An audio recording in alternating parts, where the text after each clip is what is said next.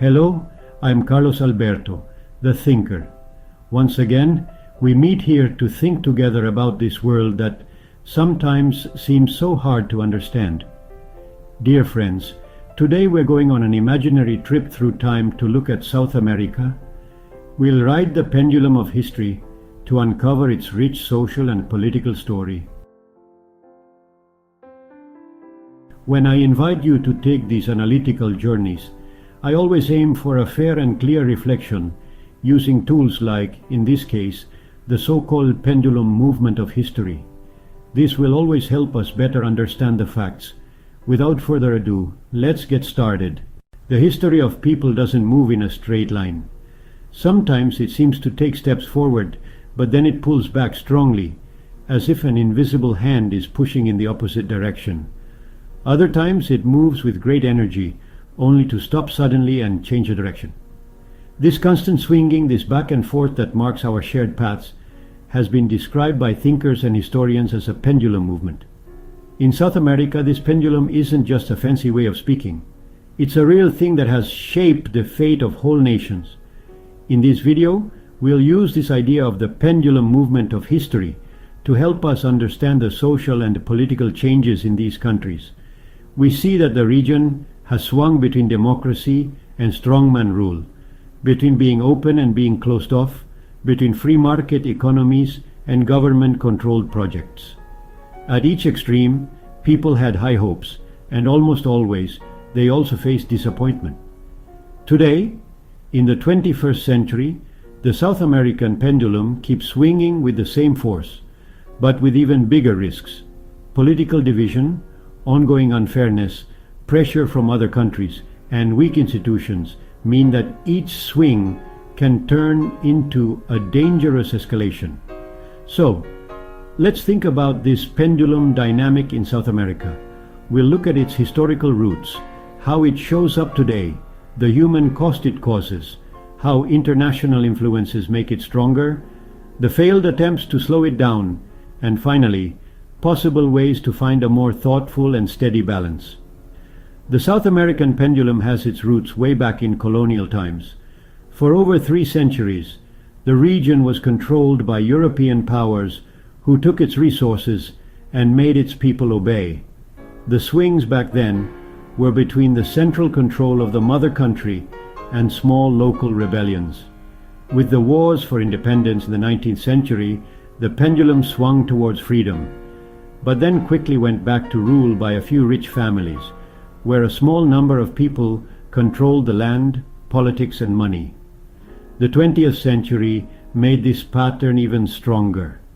At the beginning, popular movements rose up and challenged the rich and powerful. In Argentina, Peronism changed how the government and working people related to each other. In Brazil, Getulio Vargas showed a mix of making things modern and the government getting involved in everything. These popular leaders represented one extreme of the pendulum, the promise of including everyone and making society fair. The strong influence of the Cuban Revolution in 1959 in Central America led to the rise of extreme left-wing groups in the region. These groups tried to take power through armed struggle, first destabilizing institutions, with the goal of setting up the same kind of government as on the Caribbean island. As a result, the pendulum swung to the other extreme. Military takeovers, in response to this danger and in the name of law and order, pushed the region towards authoritarian rule. The dictatorships in Chile, Argentina, Uruguay, and Brazil in the 1960s and 1970s were a harsh period of repression, forced disappearances, and censorship. When these dictatorships fell, the pendulum swung back towards democracy. Each generation experienced these swings as if it were their unavoidable fate. Grandparents grew up under governments run by a few rich families, parents under popular leaders, children under dictatorships, and grandchildren under weak democracies. So the pendulum movement became deeply ingrained in everyone's memory. The 21st century clearly showed the pendulum's power. After the 90s, the region once again felt the pendulum of history swing with the rise of a left-wing movement called progressive. This new left was not as extreme and was better prepared to compete within the democratic systems of the continent. Hugo Chavez in Venezuela, Lula da Silva in Brazil, Nestor and Cristina Kirchner in Argentina, Evo Morales in Bolivia, Rafael Correa in Ecuador. This pink tide brought policies that shared wealth, social programs, and talk of national independence. But soon the limits appeared. Depending too much on international prices for raw materials, corruption, and too much power in one place weakened many of these projects. The pendulum swung to the right. Mauricio Macri in Argentina, Jair Bolsonaro in Brazil, Sebastián Piñera in Chile. However, the right also couldn't find stability. The COVID-19 pandemic crisis shook the world. Humanity had to fight a tough health battle, and with that, political opponents also appeared, causing great tension at different levels. Again, the pendulum swung back to the left in countries like Chile, Colombia, and again, Brazil. Today, South America is deeply divided. In Argentina, the huge failure of the Peronist left gave rise to a very strong figure, Javier Milei. He managed to break the system's grip, where a people severely punished by bad governments embraced the call for freedom, justice, and prosperity he promised. However, recent elections in the city of Buenos Aires show a society split into two groups that can't agree. In Brazil, the presence of Bolsonarism again shows, according to polls, a clear lead over Lula's left. In Peru, instability means presidents only last a few months. In Venezuela, there's a dictatorial regime of the Chavista left and a humanitarian crisis that has forced millions of Venezuelans to leave. In Colombia, the violence just won't stop. In Ecuador, drug trafficking and insecurity threaten to overwhelm the government. The pendulum is moving fast and hard. Every election seems like a fight for existence. People vote not just for a plan, but against what they see as their absolute enemy. This way of doing things wears down trust in democracy and opens the door to dangerous escalations. When the pendulum swings too far, the risks of things getting out of control are real.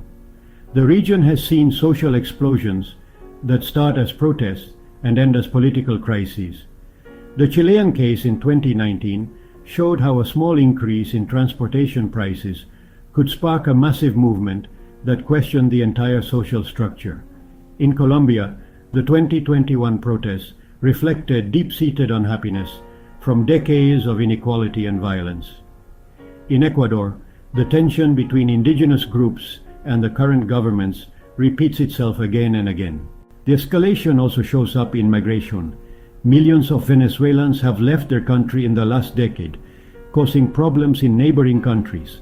This is the biggest migration crisis in recent Latin American history.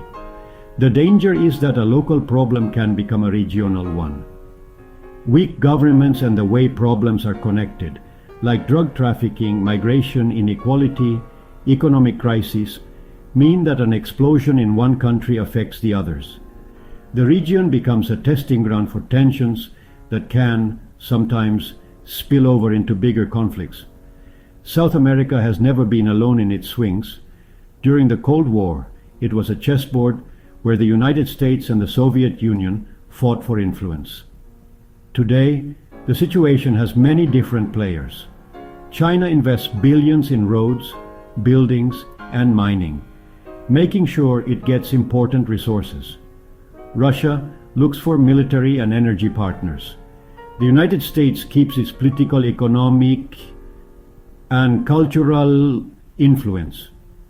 Europe watches and competes in specific areas. Each internal swing is made bigger by these outside pressures.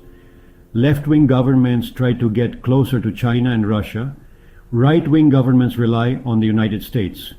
The result is a pendulum that not only swings internally, but also has global effects. A serious crisis in South America would affect food prices, the supply of minerals like lithium, and the climate stability of the Amazon. That's why the danger of things getting out of hand goes beyond the region. It's a risk for all of humanity. Beyond political theories, the pendulum has a human cost. Each swing leaves its mark on millions of lives. Social programs that grow under one government are cut under the next. Families who manage to escape poverty fall back into it after a crisis. Young people who dream of education and stable jobs find themselves stuck in a shaky job market. Forced migration is another clear cost. Millions of Venezuelans, Bolivians, Paraguayans, and Haitians have looked for a decent life in neighboring countries. This creates social and political tensions in the receiving nations, along with human suffering for those who have to leave their homeland.